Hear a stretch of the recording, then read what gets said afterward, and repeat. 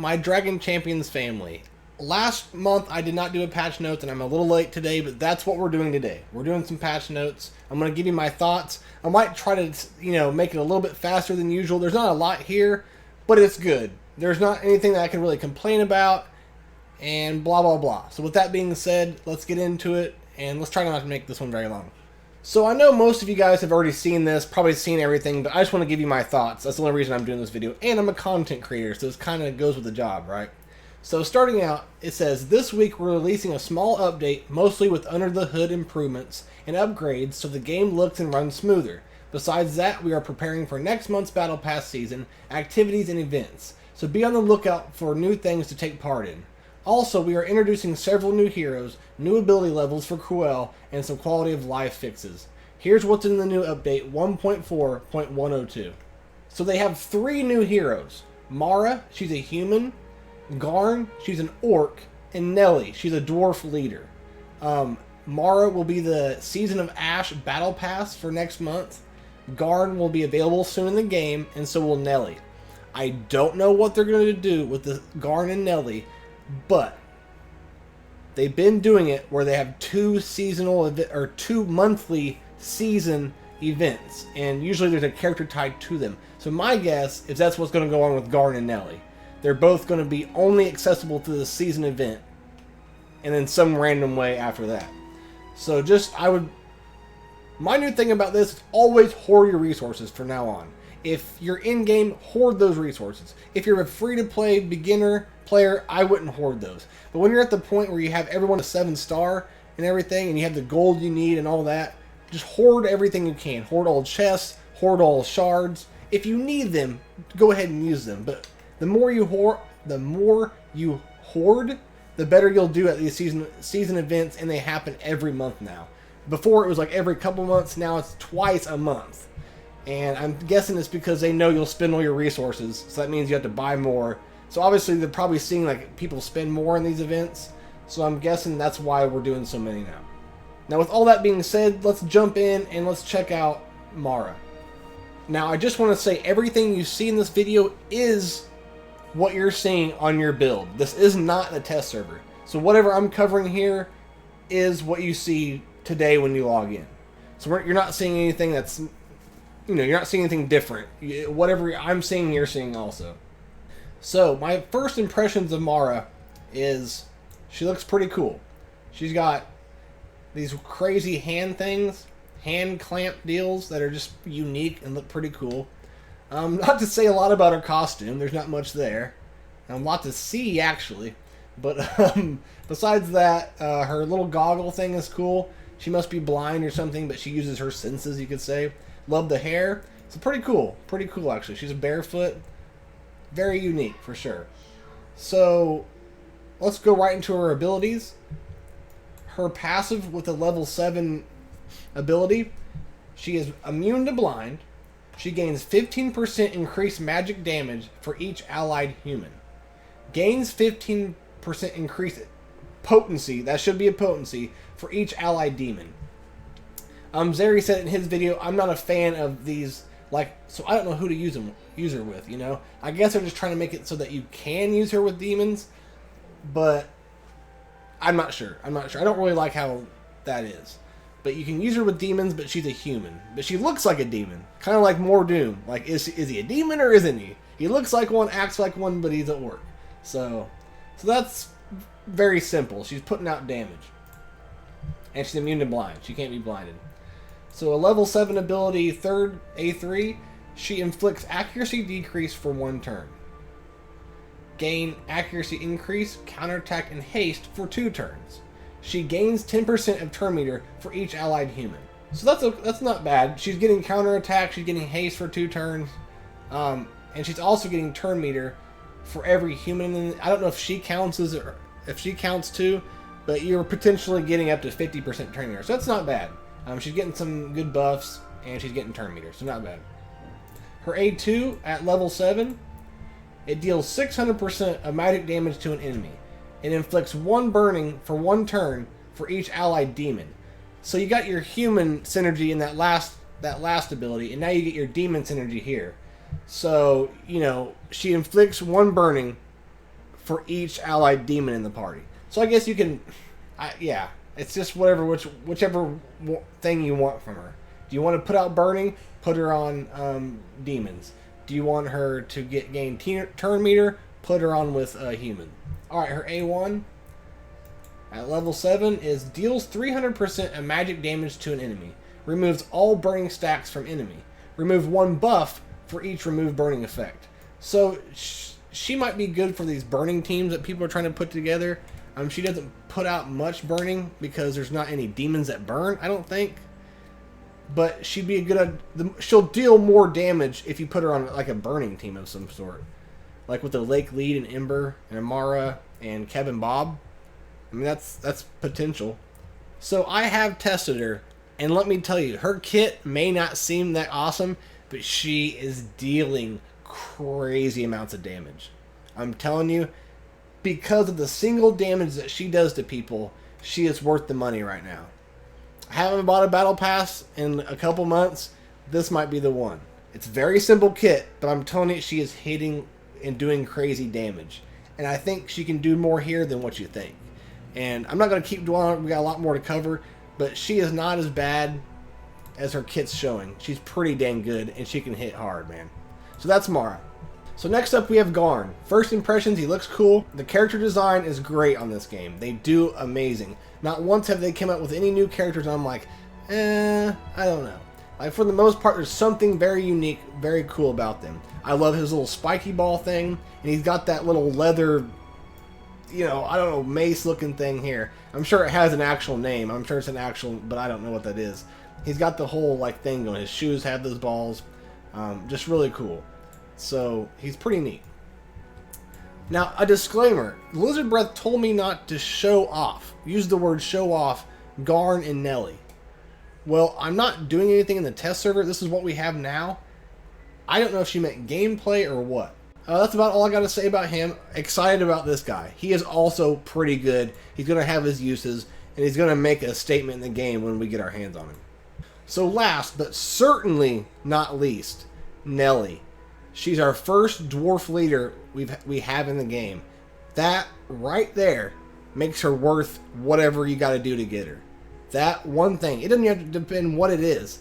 She is the leader. She looks cool. She's got her little dwarven technology going. They got a little floating thing going on like Soleus and Nightiel do. But her version, like a technology version, looks awesome. When you see her kit, it's even more awesome. So that's Nelly. Her kit is unique and weird, but testing her, she's really good. And she's making those dwarves really good. Will she outshine Baldur? I don't know. I'm very interested. I had no idea that they were going to come out with a leader. But you kind of need one, right, for the event. So maybe be looking for a half pig leader, because that's the only thing that either one of them were missing. But so without having to switch back over to Discord, Cruelle has a small rework, and she had 7 and 8s added to her. I'm not going to tell you what it was or what it wasn't. I'm just going to show you what the kit is now. But pretty much they just added a few more caveats for her to do a little bit more support to things. They just added more. It seems it didn't really take away much. So her passive, at level 7, Cruelle has a 50% chance to gain invisibility for all allied mages for 1 turn at the end of her turn. If there are 3 mages among allies in battle, she gains invisibility on all allied mages for 2 turns. Cruelle gains 10 speed for each allied mage and invisibility. So what they're doing is they're kind of trying to make it to where the AI doesn't go straight for Cruelle. If you play the AI with Cruelle, 9 times out of 10, they're going to go straight for her and she'll be dead before you can even blink. So I think they're trying to put better chances of her getting invisibility and other mages to keep them from getting killed right from the get-go. Will this work? I don't know. We'll see. I haven't play tested this at all. She's also gaining 10 speed for each mage and invisibility. So you want the mages on the team to get invisibility. You want to have invisibility so that she goes faster. So that's another thing. They're trying to keep it from the AI killing her right from the get-go. And they're giving her more speed so that she can get her stuff done. And they're doing all this so that they don't have to rework stats. If they just throw it all in the abilities and rework it, hopefully that solves the problem. So her clone ability at her A3 at level 7, she summons a reflection of the target enemy with 75% of their health and shields, 75% damage, and 75% speed. Can only summon one reflection at a time. So I don't remember what it was before, but pretty much the reflection is getting 75% of whatever the target enemy was. The speed, the damage, the shields, and all that. I don't remember what it was before. But the 7 makes it to where it reduces the max cooldown by 1. That's huge, because that means you're getting that out faster. She's getting invisibility. She's not dying right from the get-go. She's going faster to get this clone ability off. And the cooldown is reduced, so this is almost going to happen every time. You know, if you do these 2 7s here, she's going to be a lot better. So this is a good rework, and these are some good T7s. So her A2, it deals 400% of magic damage to an enemy. If the enemy is a defender, they gain invisibility and slow for 2 turns. The reflection assists in the attack if there is one alive. So what this move does is when you hit a defender, because it says only a defender, it turns them invisible, and that makes it so that you get around a taunt. And now you can work on somebody else, because that tank's invisible. It's an awesome move, it's very unique to her, and it's cool. But her 7 adds slow, so there's, I guess that's good. I don't know how big the slow really is. Slow is a good one, but you kind of want the defender to be slow, but if he is slow, then he can't come back around and do his taunt as fast. So, it's not a bad thing. It's just not as huge as you think it is being on a defender. And I don't think before her reflection would assist. I could be wrong, but it's still a huge move. I don't know if it's worth the T7. I don't know if it's worth putting slow on it, though. So her basic, at level 7, she's getting more damage and health, and at level 8, it's the same. It's just going up higher. Let's just look at the level 7. She deals 300% of magic damage to an enemy. If the enemy is a demon, Cruelle's and the Summon Reflection health recovers by 80% of the damage dealt. That's kind of stupid. I mean, you have to always take it up against a demon, but who knows? Maybe you'll encounter demons a lot with her. If so, then recovering 80% of the damage dealt in health, that's pretty good. But you have to be going up against a demon, so that one's alright too. So overall, you know, a B+ probably for the rework and the T7s put together. Not bad. Alright, moving on. So there are various visual improvements. I don't know what those are. I'm sure there's a long list of them. I know that, like, when going to your gear, you're going to see that the gear setup is a lot different. Also, they added that, let's say you need 50 pieces of gear, and it costs 3,000 to get all 50. Well, now if you have like 20, 25, it takes that into effect, and it like takes it down some. So if it was 3,000, maybe it's 2,200 now. That is awesome. Play Quantum, good job on that. That's a good idea, and I do agree with that. So maybe just mess around with your gear and look at the new changes. There's too much to really say, but it's actually improved. Everything looks different, and the way you look for your gear is different. But also they added that in, and it's actually a good thing. It actually will save you money when buying gear, and I like that. That is cool. You can now fix the camera at a preferred angle when in battle. So I had a complaint about that. They made it to where you can move the camera around, right? But if you moved it where you wanted it and let go, it would just go right back to where it was at. So they fixed it so whatever angle you move it at, it will stay there, and that is a huge quality of life, and I'm glad that they fixed that. They improved the UI for the hero's gear, making it easier to look for the missing parts. So that's what I just mentioned. Improvements for leveling heroes up. It's more comprehensive now in case you miss some resources. I don't know what that means,